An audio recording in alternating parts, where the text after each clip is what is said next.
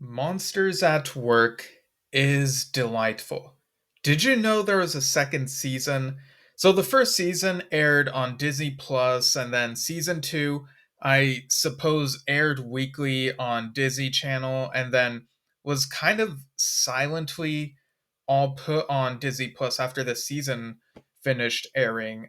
I didn't even know if there was a second season available until going on the app, and it was May the 4th, Star Wars Day, Tales of the Empire, and stuff like that coming out. I have a review video about that miniseries on the channel, so go take a look at that if that interests you. But yeah, Monsters at Work, I was kind of surprised how little promotion I saw for this second season. I don't know if it's just that I'm not in the age demographic that they're targeting, and so maybe I'm not seeing it on the channels that it would normally be on. I mean, obviously, maybe not so obviously, I don't know, people are different. I don't watch Disney Channel. I haven't watched it for many years. I pretty much just watch the Disney stuff on Disney Plus these days, and so maybe the marketing is there and I just haven't seen it really on the social media that I'm on. So I don't know. And the show is by Disney Animation Television, so it's not directly by Pixar, but it's about the Pixar characters, and it does a really good job with them. But it did kind of remind me of how lately there was some re-releases, or for these films, first time theatrical releases for Pixar films that didn't get the chance to go to theaters because of the pandemic and whatnot. Turning Red, Soul, Luca. I might be forgetting a couple others, but yeah, there was an announcement of those going to theaters, and then I did not really see much promotion about those. So I don't know. It was just kind of weird, the handling of those and the handling of this show with these Pixar characters, and this show specifically includes legacy characters like Mike and Sully and such. But yeah, I might as well just get into it. I'm not going to spoil the plot. I'll probably talk about general things. So this isn't going to be a long video, but yeah, Mike and Sully are in this show. Season one picks up in the aftermath of the events of Monsters Inc., specifically prior to the final scene. So you see the journey in, turning the company around from relying on scare energy to relying on laughter energy, or laugh energy, or whatever they call it. But Mike and Sully, they are around, and so are other familiar characters.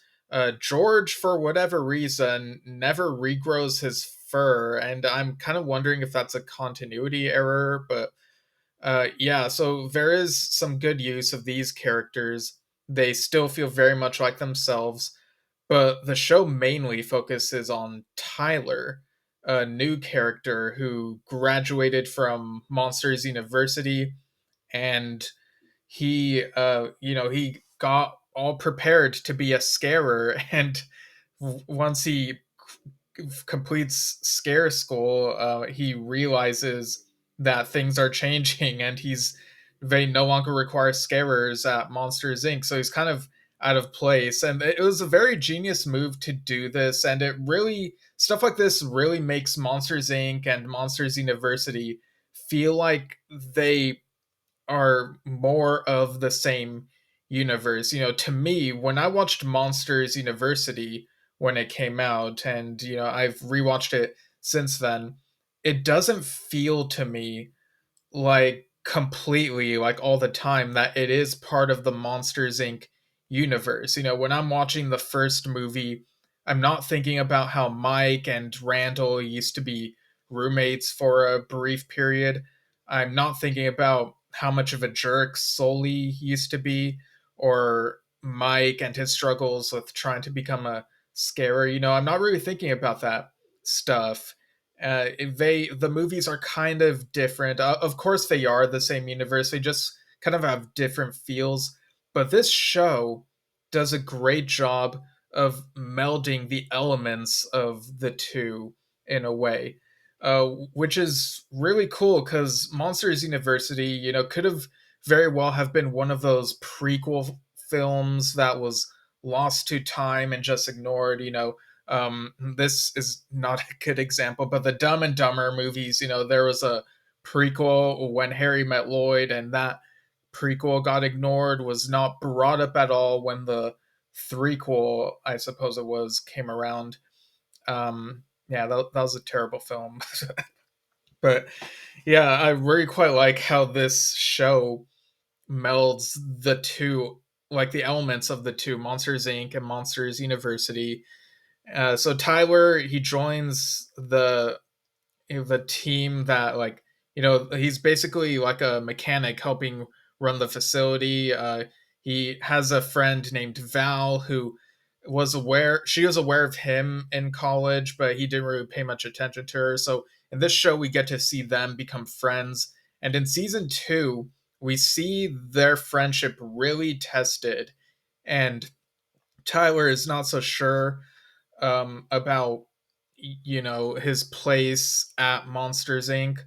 Season 2 actually picks up shortly after the final scene in Monsters Inc. And yeah, so Tyler is having second thoughts in this second season, which might be annoying to some because he went through this journey in season 1, coming to terms with getting used to how Monsters Inc. is now. But despite this change, all these second thoughts and reconsiderations going through his head, it still feels very compelling.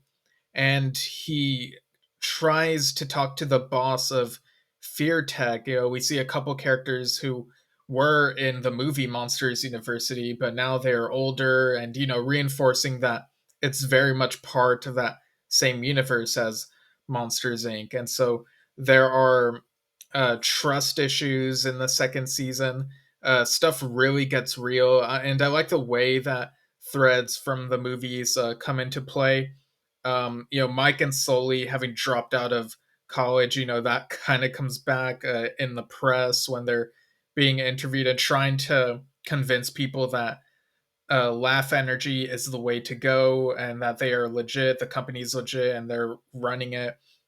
So yeah, I quite like the way that this show like continues to build that world of Monsters Inc. and Monsters University. And again, I feel like I haven't seen many people talk about it, at least people who are around my age, people that I communicate with on my social media. But I don't know, for all I know, maybe all the kids are talking about the show and I just don't know it. But yeah, it does get me curious. Could there be a season 3 of this show? And I really don't know. But the show, as it is, with the 2 seasons that have come out, it's a very charming show. The characters are great. It's yeah, it's just so good. And I wish, um, I don't know, maybe it is getting a lot of attention, but I feel like I don't see as much attention being given to it, at least on my feed. So, yeah, all that is to say, Monsters at Work, it's really good and well worth the time.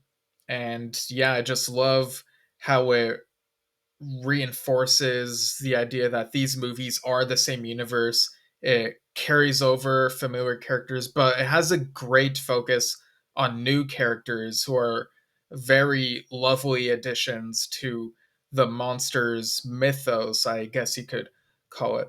So, yeah, very curious to see what could happen in the future, but as it is, I'm pretty happy with the way the show has gone, and you should definitely check it out. So that's it for me. Steven Schinder reviews in video form. I don't even remember if I mentioned the channel at the beginning, but you got here somehow, so you probably know. But yeah, until next time, see you later.